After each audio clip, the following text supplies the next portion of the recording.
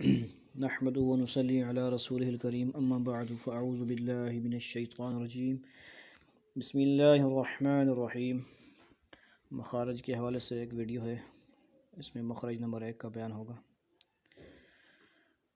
مخارج جمع ہے مخرج کی، حرف کے نکلنے کی جگہ کو مخرج کہتے ہیں، یعنی جگہ کہتے ہیں۔ ہونٹوں سے لے کر حلق کے آخر تک کل 17 مخارج ہیں۔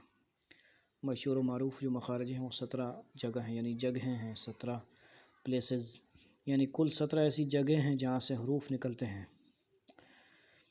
مخرج نمبر 1 جو ہے منہ کے اندر کا خلا، یعنی منہ کے اندر کا جو خالی حصہ ہے، یہاں سے 3 حروف ادا ہوتے ہیں، الف، واو، یا، جب یہ مدہ ہوں۔ مدہ کا مطلب ہے الف ساکن سے پہلے زبر ہو، واو ساکن سے پہلے پیش ہو اور یا ساکن سے پہلے زیر ہو، جیسے با، بو، بی۔ اس کو یوں بھی کہہ سکتے ہیں کہ با کھڑا زبر با، با کھڑا با الٹا پیش، بو، با کھڑی زیر بی۔ تو پڑھنے کے اعتبار سے دونوں ایسے ہی ہیں، اور لکھنے میں کبھی کھڑا زبر آ جاتا ہے، کبھی با پہ الٹا پیش، اور کبھی با کے یعنی یا کے، یا سے پہلے کھڑی زیر، واو ساکن سے پہلے پیش، اور جو الف سے پہلے کوئی حرف ہوتا ہے اس کے اوپر کھڑا زبر آ جاتا ہے۔ ایک ہی بات ہے، دونوں کو ایک ہی مقدار کے برابر ہم نے لمبا کرنا ہوتا ہے۔ یہ تو ایک مثال ہے، با، بو، بی، اس طرح سا، سو، سی۔ تو مقصد یہ ہے کہ ان کی آواز جو ہے ہوا میں، خلا میں پوری ہوتی ہے، اور ان کی آواز کے بعد کوئی اور کسی حرف کی آواز نہیں آتی۔ جیسے الحمدللہ رب جب آ بولیں گے آپ تو منہ کھلا رہے گا اور آواز ہوا میں ہی چلی جائے گی، لیکن اس کے بعد کسی اور حرف کی، حمزہ کی یا کسی بھی حرف کی، ہا وغیرہ کی آواز نہیں شامل ہونی چاہیے، غلطیاں ہوتی ہیں اکثر۔ اس چیز میں ایک چیز بہت اہم سمجھ لیں کہ الف واو میں فرق کیا ہے۔ الف واو میں عمومی طور پہ 5 فرق ہیں، اس کو مد نظر رکھنا چاہیے کہ الف اور حمزہ میں 5 فرق ہیں۔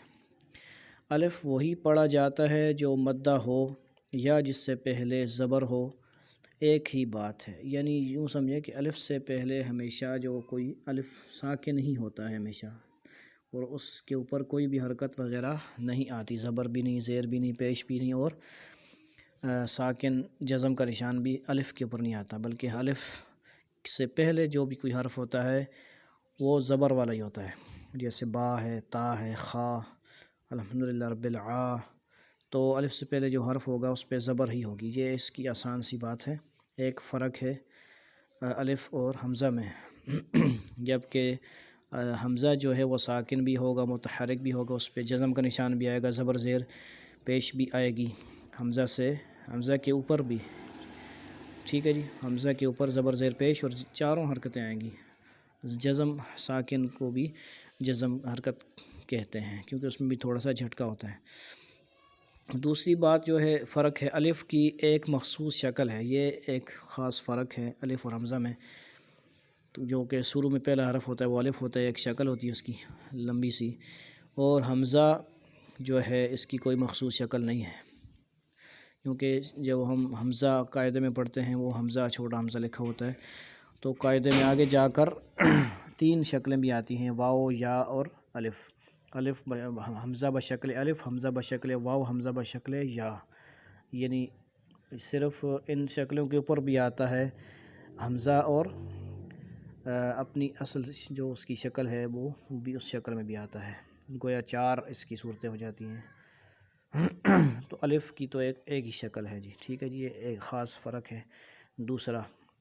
تیسرا فرق کیا ہے، الف ہمیشہ بغیر حرکت کے، بغیر جھٹکے کے پڑھا جاتا ہے، ٹھیک ہے جی۔ الف سے پہلے جو زبر ہوگا تو اس کو ہم نے با پڑھنا ہے، با نہیں پڑھنا ہے، ٹھیک ہے جی۔ جیسے ہم الف کے بعد پڑھتے ہیں الف با، اس کو با نہیں پڑھ سکتے، با اس طرح بھی نہیں پڑھ سکتے، بلکہ با جب رکتے ہیں تو منہ کھلا رہتا ہے۔ یہ فرق ہے تیسرا الف اور حمزہ میں۔ الف کی یہ بات ہو گئی، اور جو حمزہ ہے جھٹکے کے ساتھ پڑھا جاتا ہے، جیسے با سن، ٹھیک ہے جی، با حمزہ زبر با، سین پیش سو، با سو وغیرہ، یا اس قسم کے جو آتے ہیں جھٹکے کے ساتھ پڑھ جاتے ہیں۔ چوتھا فرق کیا ہے؟ الف ہمیشہ ساکن ہوتا ہے، یعنی جیسے کہ ہمیں معلوم ہے الف ساکن ہوتا ہے، اس سے پہلے حرف پر زبر ہوتی ہے، ٹھیک ہے، اور حمزہ ساکن بھی ہوتا ہے، متحرک بھی ہوتا ہے، حمزہ کے اوپر ساکن جسم کا نشان بھی ہوتا ہے، اور متحرک یعنی زبر زیر پیش، اور دو زبر دو زیر پیش ہوتا ہے، ٹھیک ہے جی۔ یہ چوتھا فرق ہے۔ پانچواں فرق سمجھ لیں، الف ہمیشہ کلمے کے شروع میں آتا ہے، نہیں آتا بلکہ، ٹھیک ہے جی، الف جو ہے کبھی بھی کسی کلمے حرف لفظ کے شروع میں نہیں آئے گا، ٹھیک ہے جی، حرف کے آخر میں ہی آئے گا، جیسے با ہے الحمدللہ رب تو یہ کیا ہے، شروع میں نہیں آئے گا، ہمیشہ آخر میں ہی ہوگا، حرف کے بعد آئے گا، ٹھیک ہے جی۔